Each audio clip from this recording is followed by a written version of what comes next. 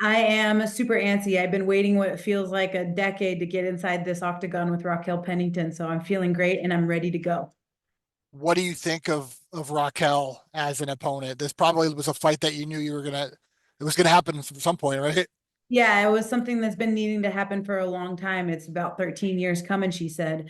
And so it's exciting to finally get it done. It almost feels like we're on the Ultimate Fighter again and we're fighting for that number one spot of being the true Ultimate Fighter. So that's kind of the way that I've put it in my head and I'm ready to do whatever it takes to get my hand raised. When you look at her as an opponent, is there any challenges that she brings? You've been in there against the best of the best, but is there something that Rocky does different than other opponents you fought?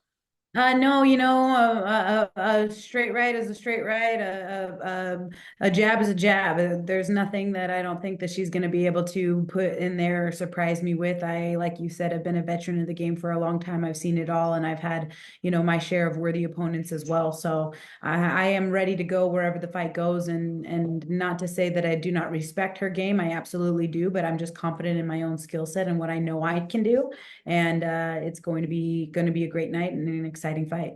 It obviously was a special night when you beat Amanda and had the belt put around your waist the first time, but to be a two-time champ, there's probably something different that goes into that, right? You think it'll be different emotions?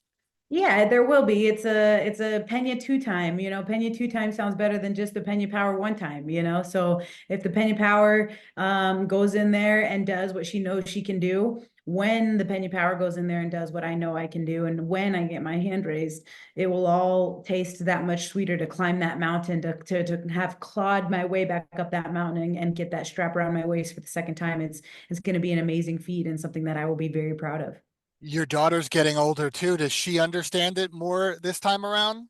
I definitely do think that she understands it a little bit more this time around. And, one of the things that's going to be a bummer is that she was not going to be there to join me on fight night when I do get my hand raised. So last time she was able to get inside the octagon with me and share that moment, but this time she's not going to be there. So it's going to be a little bit of a bummer. You said hi, thank How you. proud of you are mom? How proud of you are mommy? Are you of mommy?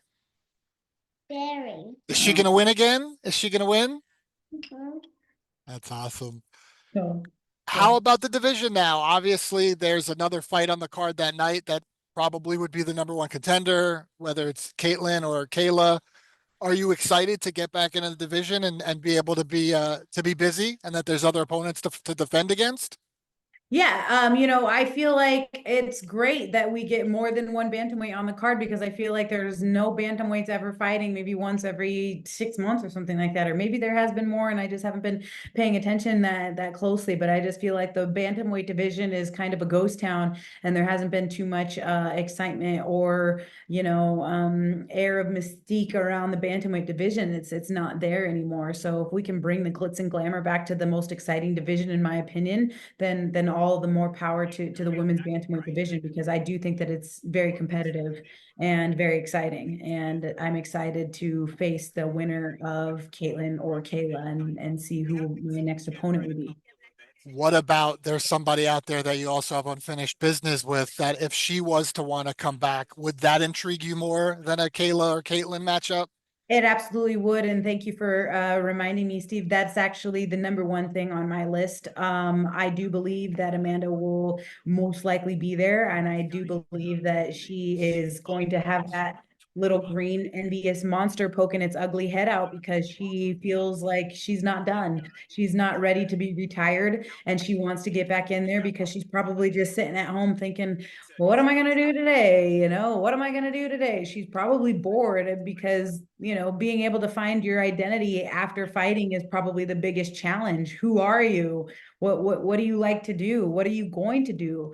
And I think that, enough time has passed for her to realize that she's actually not done and that she wants to get back in there and have the biggest women's fight in UFC history, which is a trilogy fight against me. I was going to ask you that. That would be the biggest fight we could see probably on the women's side, right? I think so, absolutely. Yes.